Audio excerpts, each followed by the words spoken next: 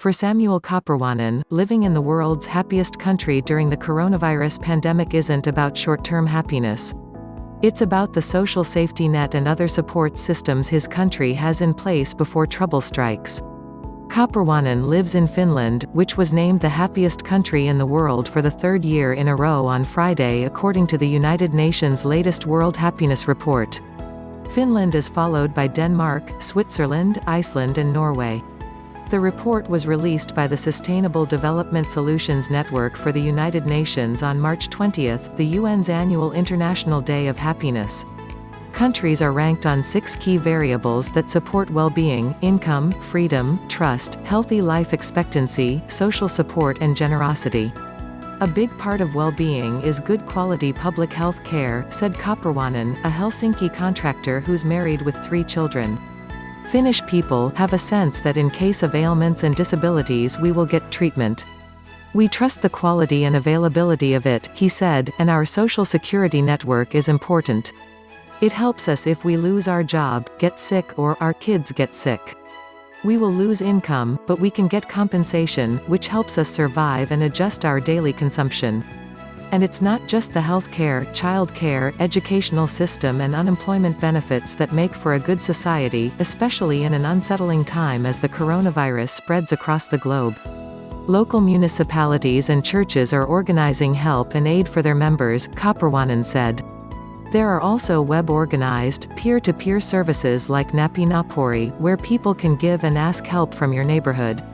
It's a very tough regime. Happiness will not vaccinate these countries against the new virus, said report co-author Jeffrey Sachs, an economics professor and director of Columbia University's Center for Sustainable Development.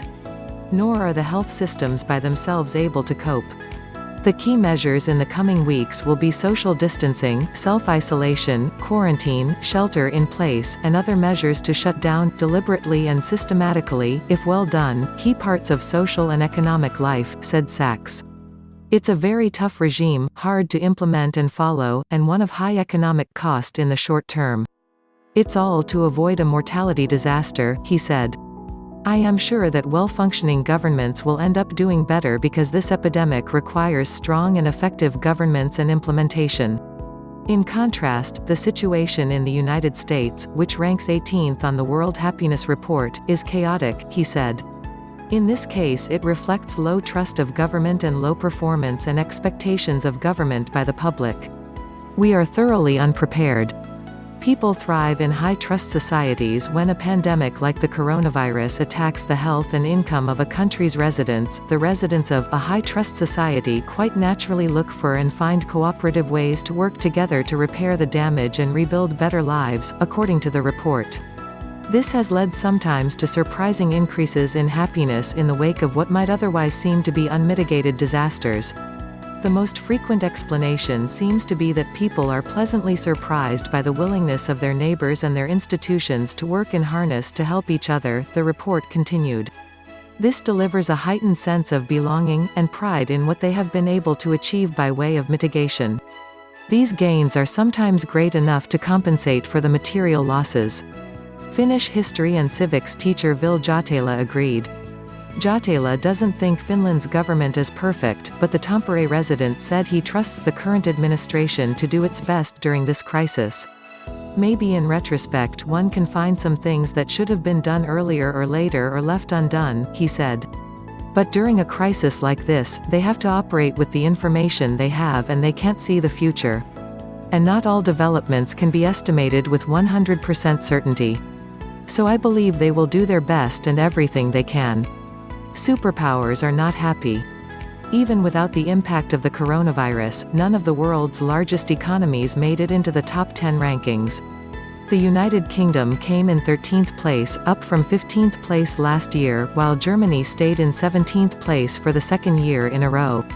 Japan came in 62nd place, down from 58th place, Russia came in 73rd place, down from 68th place, and China came in 94th place, down from 93rd place. And on the other side of spectrum, people in Afghanistan are the most unhappy with their lives, according to the survey of 153 countries, followed by South Sudan, 152nd place, Zimbabwe, 151st place, Rwanda, 150th place, and Central African Republic, 149th place. It began with Bhutan. Bhutan proposed a World Happiness Day to the United Nations in 2011, which brought international attention to happiness as a measurement of well-being. In 2012, the United Nations General Assembly declared March 20 as World Happiness Day, recognizing the relevance of happiness and well-being as universal goals and aspirations in the lives of human beings around the world and the importance of their recognition in public policy objectives. This report is the eighth to come out since 2012. The rankings of the world's happiest countries came from an analysis of data from surveys in 156 countries, including the Gallup World Poll. World's happiest countries: 1. Finland 2. Denmark 3. Switzerland 4. Iceland 5. Norway 6. Netherlands 7. Sweden 8. New Zealand 9. Austria 10. Luxembourg. World's least happy countries: 1. Afghanistan 2, South Sudan 3, Zimbabwe 4, Rwanda 5, Central African Republic 6, Tanzania 7, Botswana 8, Yemen 9, Malawi 10, India. Thank you for watching. Please don't forget to like and subscribe to my channel, and please click on the bell so you'll be updated on my next video. Thank you. WeCare for UPH. Your health comes first.